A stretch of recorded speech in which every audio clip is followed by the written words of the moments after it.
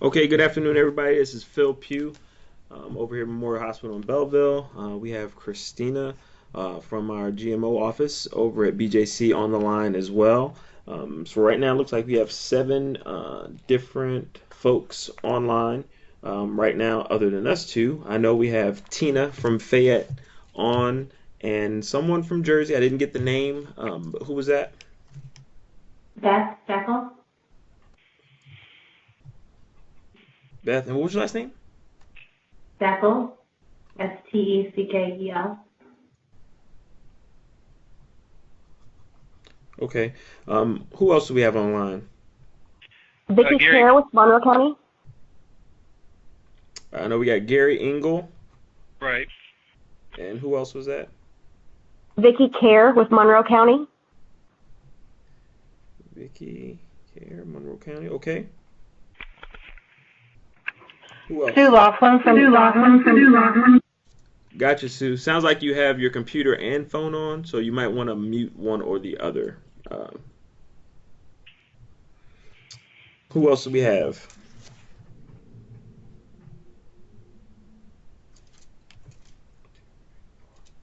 That accounts for 4 out of 7. We got two more folks on.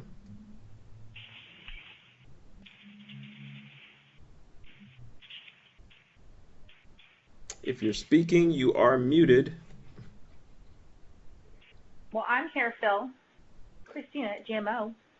I know. I know we got Not Christine. me. Yep. Okay. All right. Well, I'm recording this so we can play it back. I'll post a link or send a link back out. So we'll, in the interest of time, we'll go ahead and get started. I'm going to turn it over to Christina. Christina, as you go through the slides, just let me know when you want to transition, and I'll just advance the slides for you. Sure.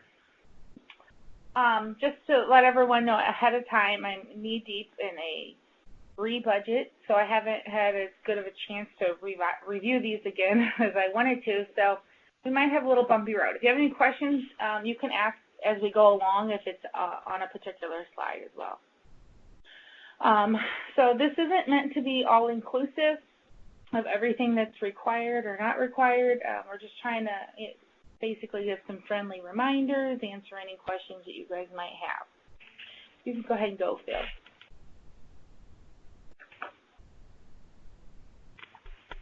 So we're going to talk a little bit about the subrecipient grant agreement, the post-award process, which is basically billing, and then we'll take additional questions at the end as well. You can go ahead and go, Phil. So subrecipient grant agreement is a contract and it's legal and binding. Go ahead and number 4. Okay. So each subgrantee needs to review and provide any questions or comments to our BJC GMO office prior to signing it. And even after you guys sign it, if there's something that you're still, have questions on, please go ahead and, send us an email or call us and ask us. We want to make sure that you understand what your role is. We can't necessarily answer every question when it comes to some of the specific federal, guidelines. You kind of have to look those up yourself, but we can definitely point you in the right direction. All the grant agreements include, but are not limited to, invoicing and programmatic reporting terms. They have an approved budget, which should be followed unless you have a revision, and then we would have to do an amendment to your budget. There is an approved period, and as I think most of you guys should know, that even though the recent subawards were signed in the past month or so, they do go back to July 1 of 2018 as long as the costs were incurred during that period and you sign the agreement. So if you incurred, such as travel, I know some of the stuff had already occurred, you could still bill that stuff, but you need to do it ASAP because there is a 30-day, you got a 30-day window after the ending period to bill it. And if you can't meet that, then just let us know, and we'll try to work with you. As you know, both of us have responsibilities to bill and to follow the agreement, and there are specific terms and conditions in the agreement. And I'm not sure if everyone realizes it, but every agreement that we send out and that's signed incorporates all the requirements of the award from IDPH that Memorial Belleville gets. So that's why it's attached to the back of your agreement, if you'll see in the PDF. So anything that we have to do, technically you have to do as well. Does that make sense so far? Okay, next one, Phil. Post-award. Okay, go ahead and go again. So post-award involves a lot of things. It's federal procurement policies when you're buying something that's over the threshold, which I believe now is $10,000. Travel expenses, you need to make sure you're not billing the travel before it actually occurs. Even if you have to buy a plane ticket, you just have to wait until it occurs, and then you can bill it. We're always looking to make sure things are allowable, allocable, and reasonable, which can be gray areas. So if you have any questions when you're getting ready to buy something, by all means, ask us, and we'll try to help you figure out if it's going to meet those requirements. Budget modifications need to be done before the items are purchased. That's a federal requirement. Change in the project director or scope of work. So if your contact is being changed, let us know that. If the scope of work is changing, I'm sure you guys are coordinating that with Phil regularly, but we just need to make sure that that flows up to the subaward agreements that we're sending out. Invoicing and procedures. I'm trying to send out invoice reminders. I don't always get them out as quickly as I would like to send them out, but it's not required on our part, but we try to do that just because we want everyone to be in compliance. And then audit requirements and documentation retention. Go ahead and go, Phil. Let's see what's next. Okay. I'm not going to go through these in detail. However, they're here so that you guys can look at them when you come back. The threshold changed, I think it was last summer. It used to be $3,500, and now it's $10,000 for the micro purchase threshold. We don't require you to follow BJC's policy in purchasing things, but you have to follow the federal requirement. And they basically say, you have to get multiple quotes from a reasonable amount of people. They don't specifically say how many. We always recommend at least 3, but it's not required. If you can't get 3, as long as you have a reason why you couldn't get 3, you should be fine. We don't always request you to give us proof that you've done that, but if there's some kind of problem along the way, and we have to request it, you just need to be able, to have it on hand so that we can flow that up to the auditors or to the federal government if they ask. And it's your responsibility to maintain the records in sufficient detail, the history of procurement. It could include, but are not necessarily limited to, the following rationale for the method of procurement, selection of contract type, contractor selection or rejection, and the basis for, though your head is in my way. I can't see what that word is, and I don't remember. Basis for the, we'll say, contract price. Anybody have any questions so far? Is anyone still there? They're still This there. is Sue. I have a question. Okay. Sue, what's your question? So this $10,000 threshold, is that for one budget item, or is that a collective cost for one cost for multiple items that are in one project? If it's on an invoice together, so if you're sending out, well, not an invoice, if it's on a PO together and that adds up to $10,000, then we need to be sending it out. We need to have those quotes. Okay, thank you. Yeah. Correct, Sue. So like and I'll just further clarify for some other folks. So if you're buying if you're buying a whole bunch of stuff from Granger, let's say you're buying about a bunch of PPE. I'll just use that as an example. And you've got $2,000 worth of boots, $8,000 worth of masks, and $500 worth of filters. That'll be $10,500. And if you're getting that all from that one source and that's one purchase, you would have to, make sure that you've shopped around to make that happen. More than likely, you may be buying a lot of things from a single. You may be, let's say somebody's buying a generator that's $12,000. Then yes, if the generator is $9,845.23, then no. Yeah. And it's also good to keep in mind that you're not required to go with the lowest price. You just have to have a reason why you chose. So, if one's, $2,000 less, but they have a terrible history of performance and product quality, you can explain that and as a reason why you're going with the higher one, because they have a better quality product and it better suits your need. So yeah, you don't have to go with the cheapest price. You just have to be able to explain why you went with the one you chose. Okay, let's go on to the next one, Phil. For procurement, everybody must be registered in SAM. In addition, anyone that you're getting quotes for must be registered in SAM, SAM.gov.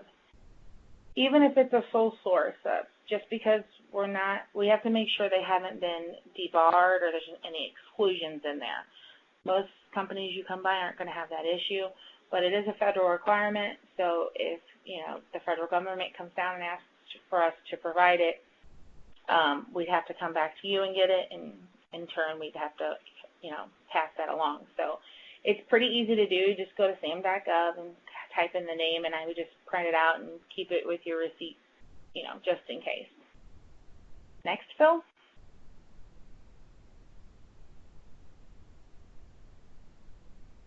Oh, go back one. I just realized something. Sorry.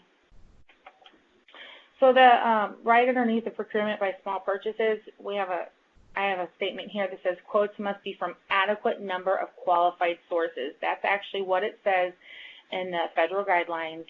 So it does not say you have to have 3. It just says an adequate number of qualified sources. We recommend 3, but you're not required to have it. And if it's sole source, you just have to be able to explain that that's the only place you can get it, which sometimes does happen. You can go ahead and go Phil now. Travel cannot be requested for reimbursement until the travel has occurred. I think we've had a couple issues over the past year regarding this. So if you buy a plane ticket or even a ticket to a convention coming up, we can't bill it until you actually went to it or you've actually gotten on the plane. So you can go ahead and buy it, and it will eventually, be billable. It just can't be done until it actually occurs. Okay, so we can go to the next one now. Okay, allowable, allocable, and reasonable expenses. Sub-grantee institutions is responsible for ensuring the costs are charged to a federal-sponsored grant are allowable, allocable, and reasonable. The sub-grantee costs must be allowable per the approved budget and in accordance with the Uniform Guidance Cost Principles, which is a very, very large document. The sub-grantee expenses must fall within approved period of performance as defined within the grant agreement. Any purchases made outside the period of performance of the award will be deemed unallowable and will not be reimbursed. Now, that kind of goes back to, even though you guys didn't get your award until April, some of you May, it was signed, as long as those costs that you were approved for were incurred from 7/1/2018 through 6/30/2019, you will be able to bill for them. If you have anything that has already occurred, say, back in October, and you haven't billed for it yet, we recommend that you do that immediately because there is a 30-day requirement to bill in. And so we're kind of letting that go for a little bit in the beginning because you're trying to accumulate everything for multiple months. But if you wait till the very last invoice to bill, mileage that you incurred for a meeting in October, you may not be getting reimbursed for that unless you can tell us a good reason why it wasn't billed. Okay, next one, Phil.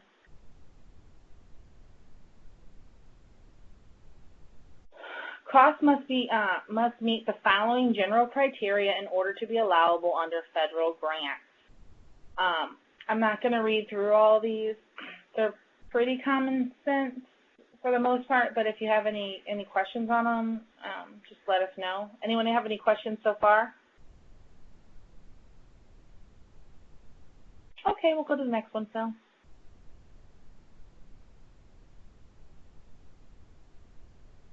Okay, and budget modifications. Any deviation from the approved budget must be submitted for approval to the prime grantee prior to purchase.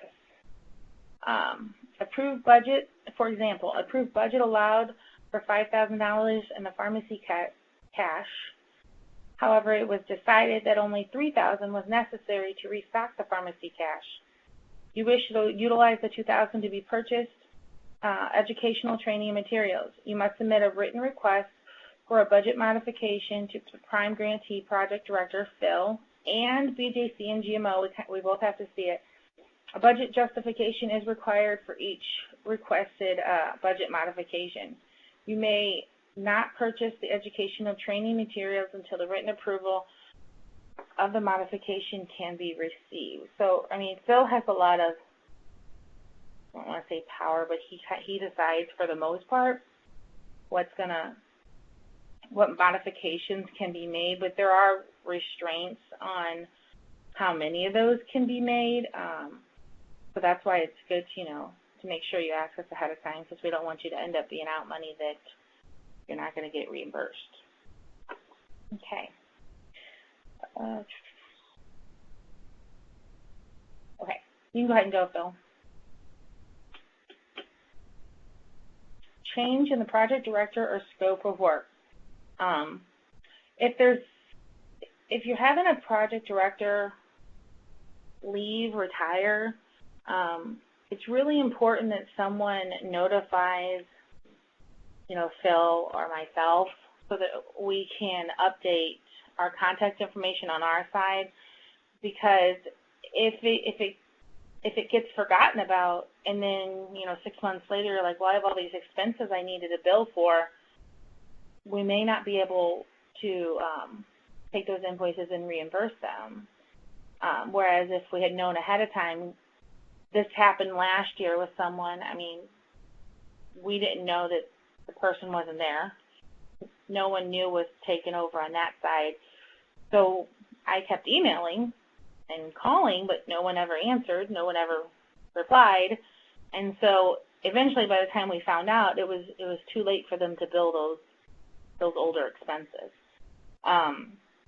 So yeah, it's just important to make sure everyone stays up to date on who's in charge, and if you need to change the scope of what you're doing over there. Okay, next, Phil. Invoicing and reporting procedures. As I stated before, the grant agreement will require monthly invoices to be submitted to BJC. Even if they're zero amounts, we have to have an invoice for every month of the period. They should be submitted within 20 days of each month end during the grant period, with the exception of the final invoice. That one has to be submitted within 20 days after the budget period ends. So you'll have an invoice due by July 20th for the end of the fiscal year. That is because our requirements require us to bill, I think, by 7:30. We have to have ours complete and by then. So in order for us to incorporate yours into ours, we have to have it within 20 days. Subgrantees are subject to sub-recipient monitoring, which may include intermittent program reporting. So, I mean, Phil knows what the requirements are, and I think he works with everyone on trying to make sure that he's meeting those goals. And so there may be times in which he needs to, you know, ask for your assistance or more documentation on something. And so that's kind of what that is. Next, Phil.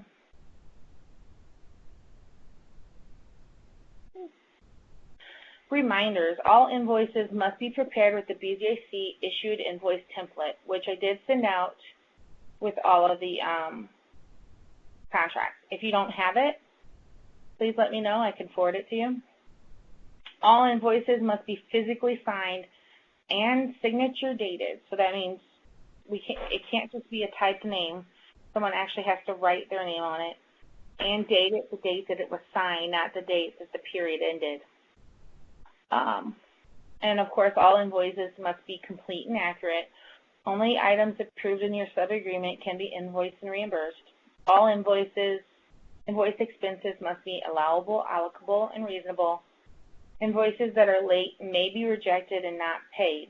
If an extension to submit an invoice needs to be requested, please submit it in writing to the BJC GMO and include explanation for requested extensions. Extension approval and denial will be received in writing. That being said, I mean, we're going to do our best to try to approve extension, especially if you ask for it ahead of time. The problem we run into is when it's late and then you ask for it, and that gets a little more complicated. Not to say that we won't, it just, we have to determine what's reasonable and what the federal guidelines allow us to do as well. Christina, this is Tina Evans at Fayette County Hospital. Can I make a comment and ask a question? Hi. Sure.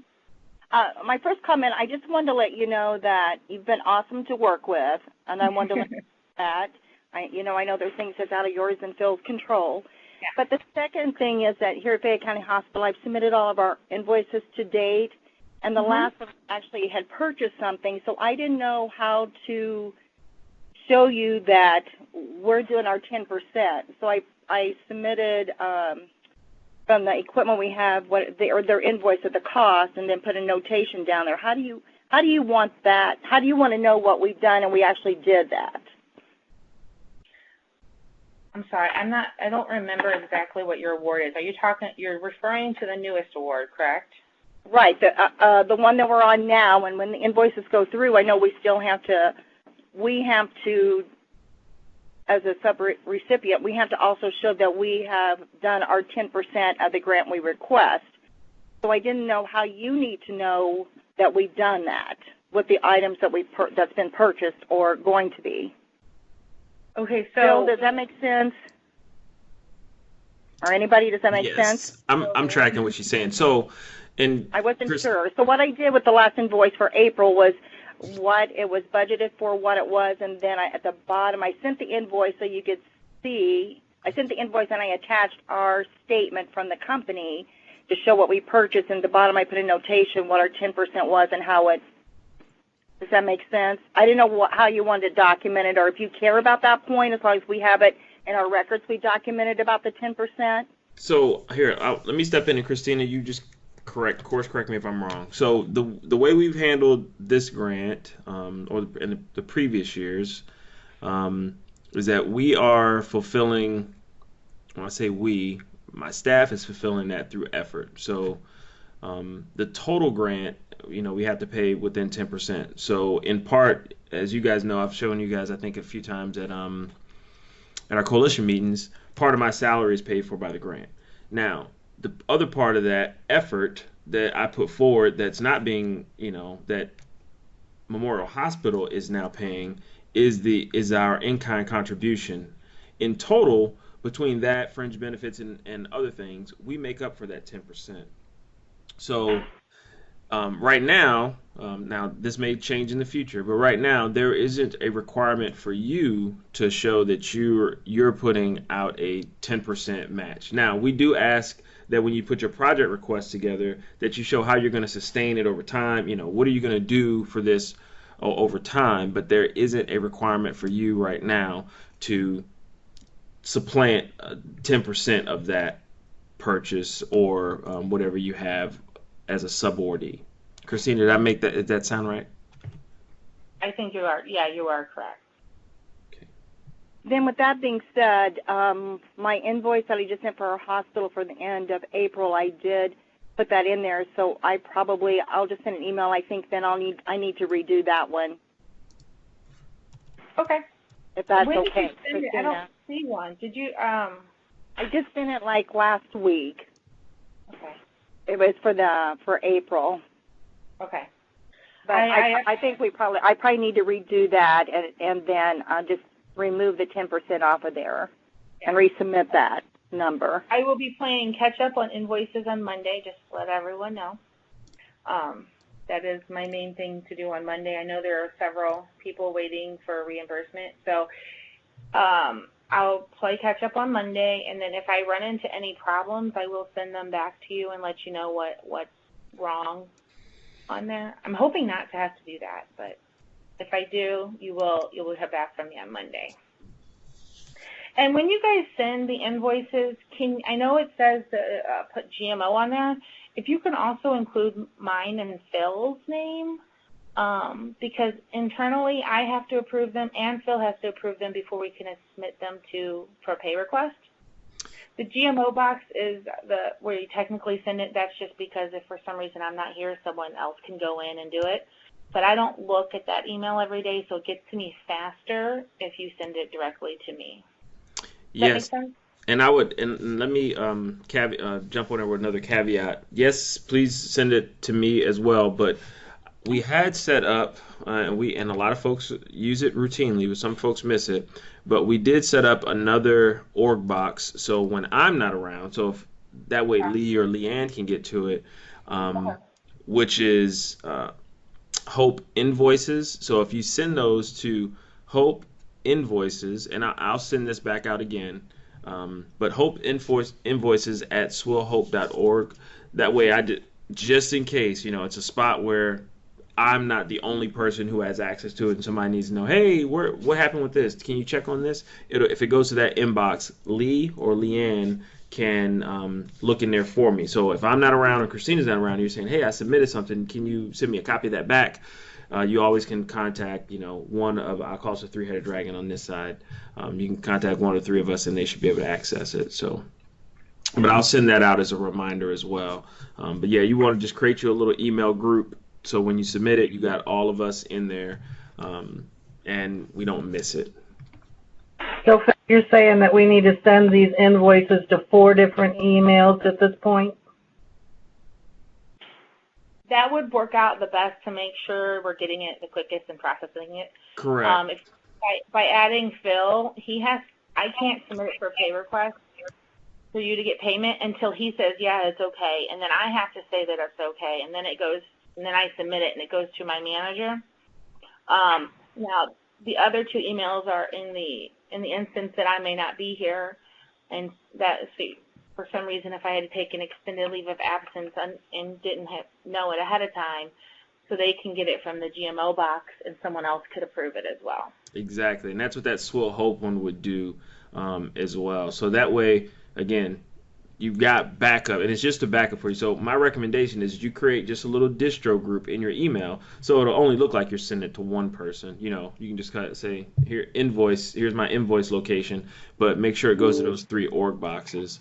And as soon as most of the time Christina gets it, she looks at it, blah blah blah, then sends it to me, says, do you approve? I reply back, yes, I approve. I take a quick look at it, yes, I approve, and then things move forward from there.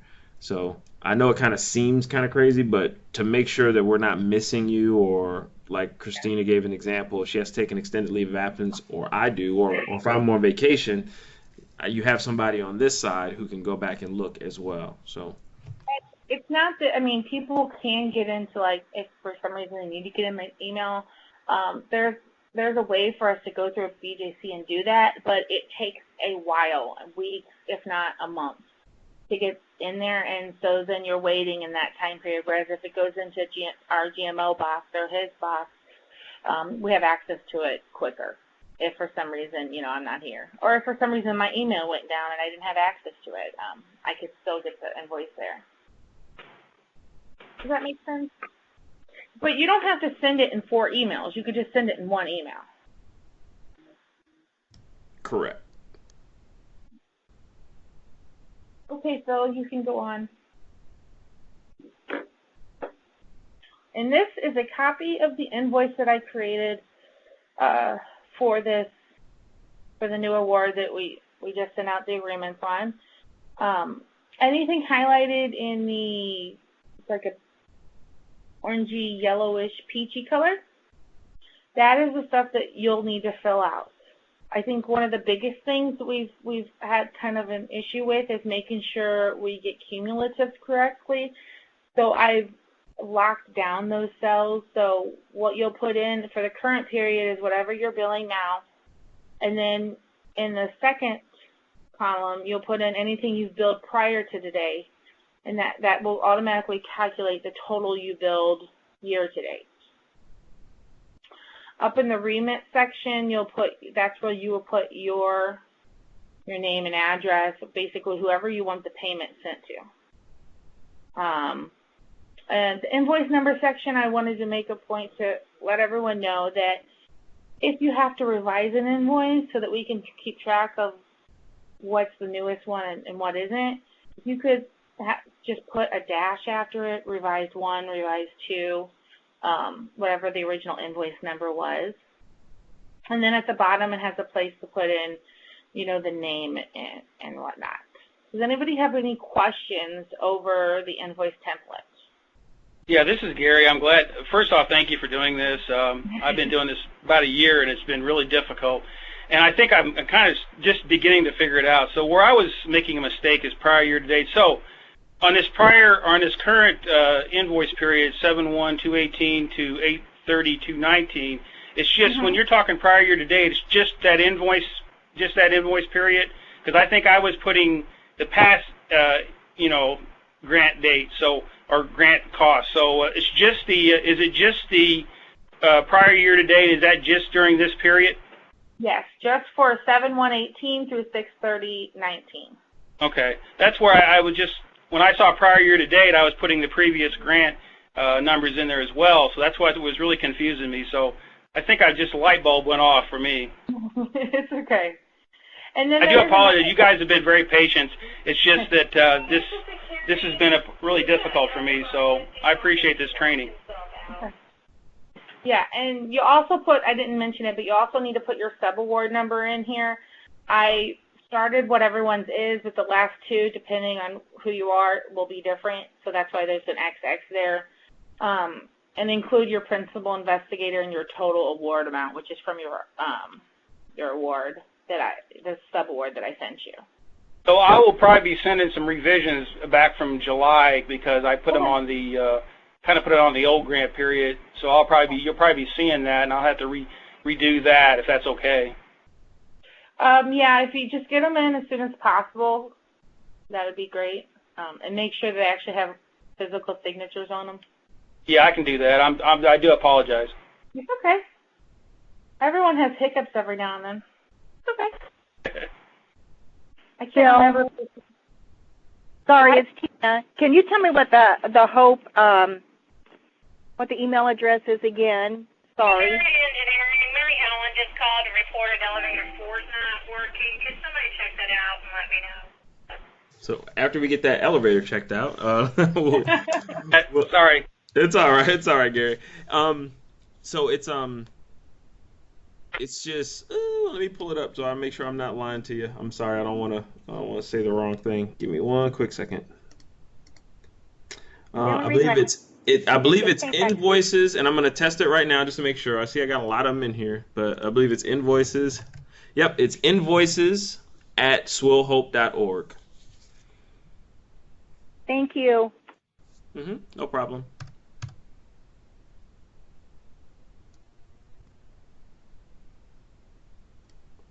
Christina, would you like me to advance, or you want to stay on this slide a little bit longer?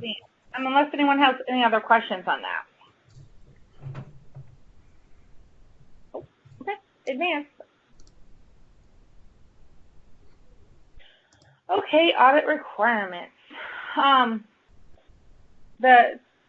The federal audit requirements, it require anything that we spend $750,000 or more in a year to be audited. Now, I'm not positive if we're getting audited on the 2018 stuff. I can tell you, based on the new award and the BP2 and the BP1 still going on, and then the new one coming up, that we will almost definitely meet that 750 for 2019. And so there will be audit requirements. So they'll be more detailed. So you will see us being more detailed as well. So we're going to get, I know we've been trying to get more particular about invoicing and whatnot, and you will see that probably continue to increase. So my apologies if some people get frustrated. It's just that none of us want to have a federal issue on our hands. So that's just, an FYI on that part. You can go ahead and go on to the next one. Documentation retention. So as you could see, we kind of put in the documentation retention requirements in here for you. I'm not going to go through them all, but if you read something and you have a question about it, please let us know. Hey, Tina's on a ball. She's sending me stuff. Sorry, go ahead, Phil. Here is the contact information. Phil does all the programmatic stuff. I myself am on the more administrative, financial side of it, but Phil overlaps into the financial side as well. This is how you can contact either of us if you need to. If I'm not at my desk, leave me a message, because I work on, obviously, multiple grants, so I'm in and out of meetings quite often. You can go ahead and go, Phil. Here's some additional contacts within GMO. Sarah Frederick is the project manager. She works a lot on IDPH and has worked directly with Phil quite often as well. And Sheila is above her, and she works on it too. But if you can't get a hold of me or Phil, you can definitely try Sarah. She's a wealth of knowledge as well. You can go ahead and go, Phil. Looks like that's it. So. Oh, that's it. My question slide is gone. Yeah, okay. There's no question slide. It's okay. Does anyone else have any other questions or anything I can clarify for you? Or This is Eric from Anderson. Hi, Eric. Should we expect our grant approvals for the next grant cycle soon? For the next grant, I don't think we've even put together a budget for that, Phil, have we? Correct. So here, I'll answer that one. I just got off before this one. I just got off with IDPH for an hour and a half with them regarding our budget. So they're hoping to have it open up today or tomorrow, and I'm going to begin filtering in what we did receive. I was just told what we got today. I think as a total we have 575,000 for the region. So now I actually have where we may have a cut line after we did the prioritization from the executive committee.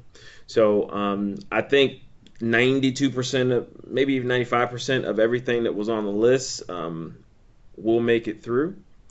And so I think we only have two organizations where we're going to have to kind of trim some fat and make do, so to speak, with what we got. But we're really close there, and I think that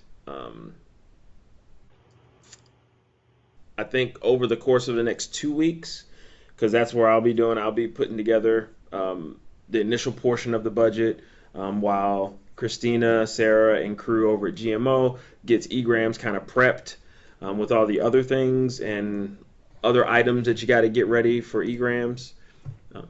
Once that's done, I'll get everything in. I'm going to contact the organizations that we're going to have to trim the fat on, but after that, we'll have the budget. Now, in talking with over the last 3 months, talking with IDPH, we've had 2 face-to-faces in Peoria, and we've stressed and stressed and stressed the need and necessity for IDPH to act in a timely manner. This past year, we were promised that things were going to be faster. They were not, and not from not from people not trying. I will say the folks on the preparedness side, the actual HPP side of the house, did what they were supposed to do. There was some new leadership on the financial side of IDPH, which made things totally painful, and it took everybody by surprise. This year, and again, in the training that I just was on earlier, we went over that entire process again.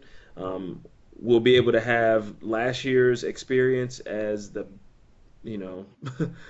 the bearer of good news for this year, because we've learned from those mistakes that we had last year.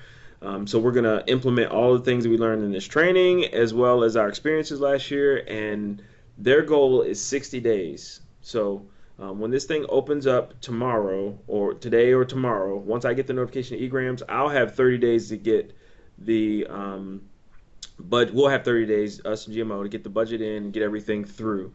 Then they'll have up to another 2 weeks after that, so upwards to 45 days. Within that time frame, things should be approved. So they're basically looking at having everything approved by the summit, by the time the summit comes around. And that means that after that, they're saying less than 60 days after that. So the summit's at the end of the year, or the end of the grant period, end of June. So sometime late August is when they're looking to have it approved and us spending. So this year, I really do actually feel like that's going to work. I can't promise you that, but I really do. I have a better feeling than I did last year. I didn't think it was going to work this year. I just kind of knew it wasn't. But this year, I actually think it's going to work, because I think they've worked out the fiscal side better. We've learned from, again, the mistakes, and they're leaning a little further forward. The only thing that I think we're going to be lagging with is going to be our the access to SIMP, because there are going to be some additional requirements for us to use SIMP, and putting things in SIMP, etc. But they're trying to make sure that that's ready for 1 July, which is going to really help, because this past year things weren't in there until January of the following year, January 2019. This year they're going to try to make sure that they're there on time this time. So hope that answered your question, Eric, and I hope don't hold your breath, but keep hope alive. I think we'll get it done right this year. I appreciate it, Phil. Thanks. No problem. Hey, Phil, was that training earlier today recorded? It was. So they will send out the link. Katura said that she would send out the link. It wasn't anything mind-blowing in there, I'll be honest. But it was, there were a few insightful areas that I think you'd grab a few nuggets on with regard to line item transfers and such. So one of the things that we do have to do, I will say this, is equipment items, anything above 5,000, we have to provide those receipts on. So when you guys are putting your invoices back to us, I recommend that you just submit it. Some of you do it, some of you don't. But when you do invoice back, please just include the receipt, because there are definitely anything over $5,000. I have to provide back to IDPH. Equipment items over $5,000, not a bunch of supplies, but anything that qualifies as equipment. Yeah, I was told that too. And if we submit an invoice or an invoice to IDPH and we don't have the support for it, they will reject it. So they will not be paying the amount.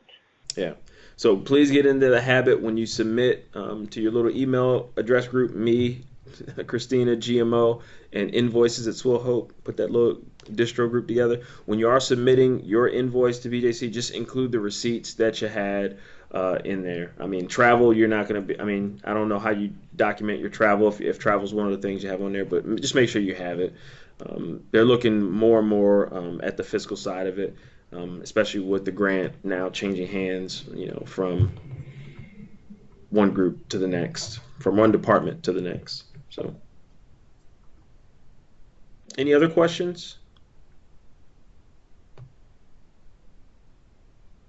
Hey, Phil, when we get done, can you send me a list of everyone who was on the call? I think there were a few more people that added. Yeah, 12 people are on here now, and it's probably we just go ahead and take a quick, another quick opportunity. So I know we got Terry. I see Terry Everett, Megan, Ellerman. Where are you from, Megan? Ooh, I remember Megan's name. I'm Calhoun County. I'm sorry, which? Oh, Calhoun County? Okay. Yeah. Gotcha. Got Eric, got you. We got Tina from Fayette. We got Sue Laughlin from Staunton. Gary from OSF. Vicky from Monroe County. And Beth. Beth, where were you from again? Jersey Community Hospital. Jersey. Okay, thank you. All right. Anyone else that I not call off?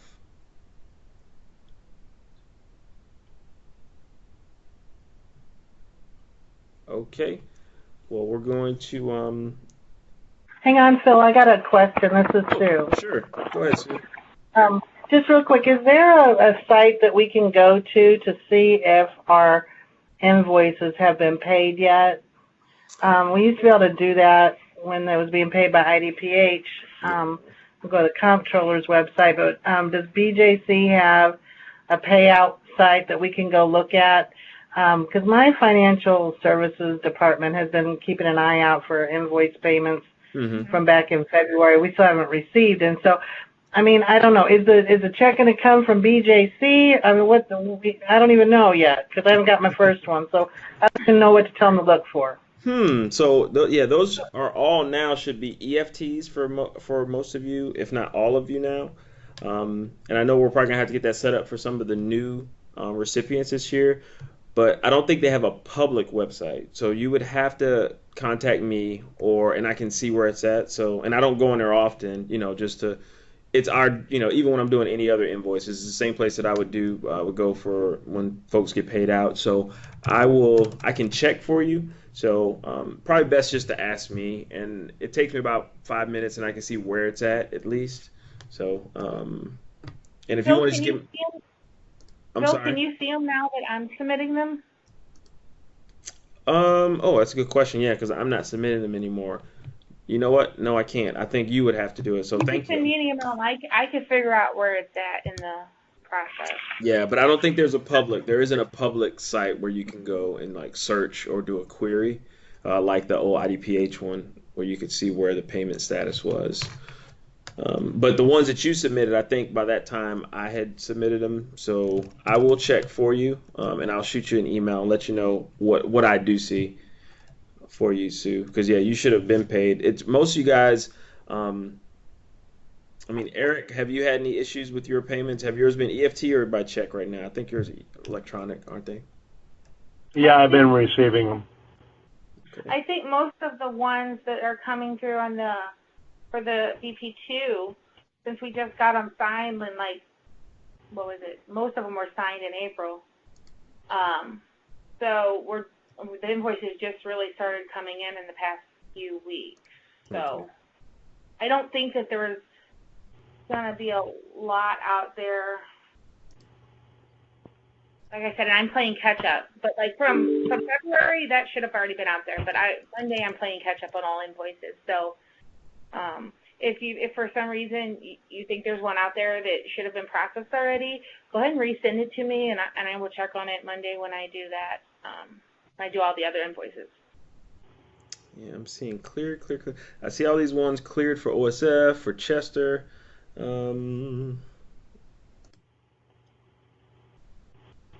And I'm just taking a look while I got an opportunity. Stan.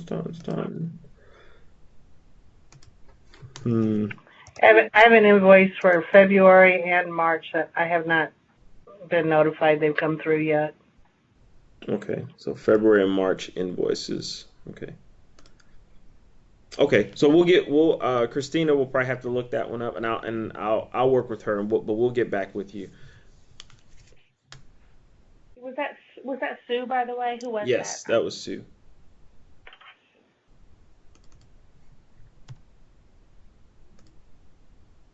Okay.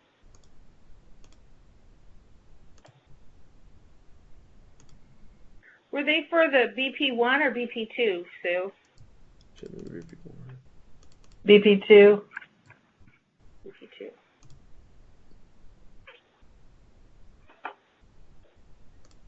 Okay. I was gonna try to look them up, but I mean, did anyone else have any questions?